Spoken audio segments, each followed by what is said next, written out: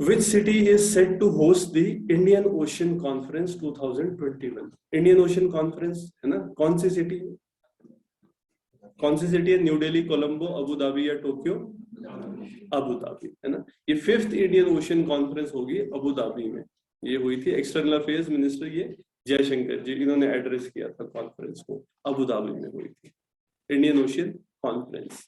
Recently ना जो आसपास के ऑर्गेनाइजेशन जैसे इंडियन ओशन कॉन्फ्रेंस है, ये फेमस हो रही है क्योंकि अभी जो सार्क है, सार्क इतना अच्छा नहीं हो रहा, और इंडियन ओशन रीजन, ये जो जैसे बिम्स्टेक है, बिम्स्टेक को भी हम ना इसके अंडर कर रहे हैं जी।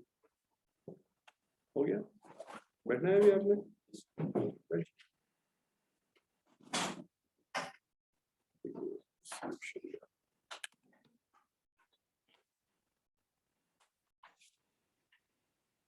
Next, hornbill festival is a cultural festival celebrated in which state और यूटी? कहां पर होता है हॉर्नबिल?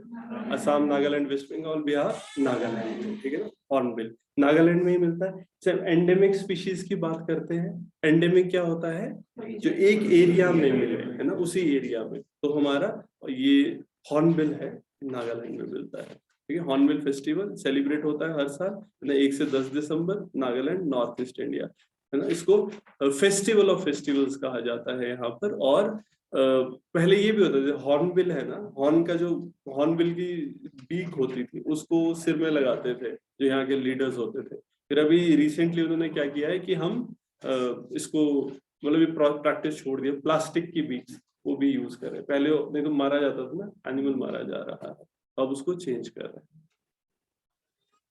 फिर विद्या दीवान एजुकेशन असिस्टेंस स्कीम, ये इम्प्लीमेंट की जा रही है किस यूटी में? यूनियन स्टेट या यूटी में? आंध्र प्रदेश, कर्नाटका, उड़ीसा या गुजरात? विद्या दीवान ये आंध्र प्रदेश है ना। आंध्र प्रदेश गवर्नमेंट है, इन्होंने स्कॉलरशिप स्कीम लॉन्च करी है जिसमें फाइनेंशियल सपोर्ट दिया जाएगा स्टूडेंट्स को जो आंध्र में रह रहे हैं। तो ये आंध्र प्रदेश जगन आनंद विद्या दीवान स्कीम कहा जा रहा है। तो इससे क्या होगा, जो हायर एजुकेशन में जो पढ़ रहे हैं बच्चे, उनको स्कॉलरशिप दी जा रही है, ठीक है। तो ये जगनानंद विद्या दीवान स्कीम, और इसमें जैसे फाइनेंशियल लिस्ट स्टेट में बनाई जाती है उसके बेसिस पर इसको कर रहे हैं गरीब बच्चों। Which state propose the social media basic expectation and defamation bill 2021? तो कंट्री है social media basic expectation and defamation bill चला रही है। यूएस, ऑस्ट्रेलिया, चाइना, इंडिया, कहां पर चल रहा है ये ऑस्ट्रेलिया की गवर्नमेंट ने चलाया। इन्होंने draft social media basic expectation and defamation bill चलाया था। तो सोशल मीडिया कंपनी जो है, जो अपना कंटेंट वो डाल रहे हैं अपने प्लेटफॉर्म्स में ना, उसको ये बोले कि खुद अकाउंटेबल होंगे उसके लिए। और यूजर को ट्रोल, जैसे ट्रोलिंग बहुत होती है ना इंडिया में भी, ट्रोलिंग की बात हम करते हैं कि दूसरे को छेड़ना, जैसे किसी ने कमेंट कर दिया तो उसको तंग करना, ट्रोलिंग, तो उस चीज को प्रोटेक्ट किया जा सके, इसके लिए हम ये बात करेंगे। यूजर्स को प्रोटेक्ट करना है ट्रोल से। इवन ये भी ऑस्ट्रेलिया में डिस्कस हो रहा था कि जैसे न्यूज प्लेटफॉर्म्स हैं, उनकी न्यूज अगर ये सोशल मीडिया यूज कर रहा है तो उस टाइम पर कुछ रेम्यूनरेशन जो इनको मिल रही है उसका कुछ परसेंटेज न्यूज मीडिया को भी मिलना चाहिए। तो अदरवाइज न्यूज वालों, इसमें होता है ना कि सोशल मीडिया प्लेटफॉर्म पे न्यूज डाल देते हैं। ये भी रिसेंटली एक इशू बीच में चला हुआ था, उसमें तो डायरेक्टली फेसबुक ने कह दिया था कि लोग डाल रहे हैं इस इंफॉर्मेशन को ना, इसे ग्रुप्स डाल रहे हैं तो अपनी इंफॉर्मेशन की तरह इसको दे रहे हैं। Who is appointed as chairman of Central Board of Indirect Tax and Custom?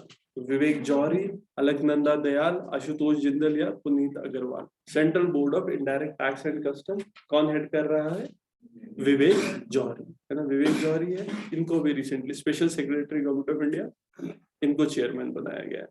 और अभी बहुत रिफॉर्म्स हो रहे हैं, जैसे जीएसटी की अगर हम बात करते हैं ना, तो जीएसटी की वजह से रिफॉर्म्स आ रहे हैं। और अगर हम देखें ओवरऑल कंट्री में, और करप्शन भी इसमें कह रहे हैं, और मेजर कम हो रहा है। एक कास्केडिंग इफेक्ट हम कहते हैं कि कास्केडिंग इफेक्ट, वो चीज भी कम होगी। नहीं तो क्या होता है, टैक्स है, टैक्स बढ़ता जाता था, अब क्या हो रहा है, हर लेवल पे इंसान अपना टैक्स देगा तो ओवरऑल जो फाइनल कंज्यूमर है उस पर इतना टैक्स बर्डन नहीं पड़ेगा।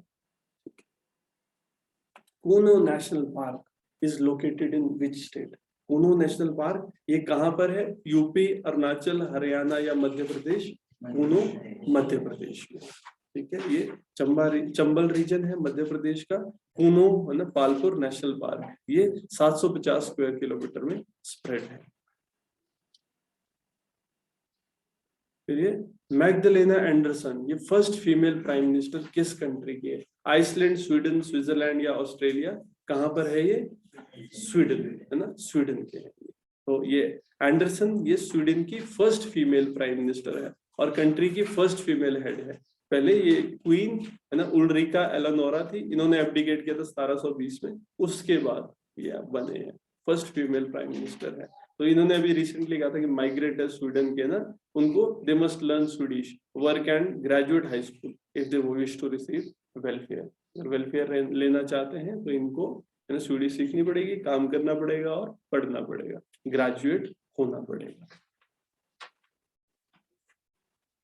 फिर सुराई इको टूरिज्म जोन है ना, इसको इनॉग्रेट किया गया है किस स्टेट या यूटी में इंडिया की? असम, उत्तराखंड, गुजरात या केरला?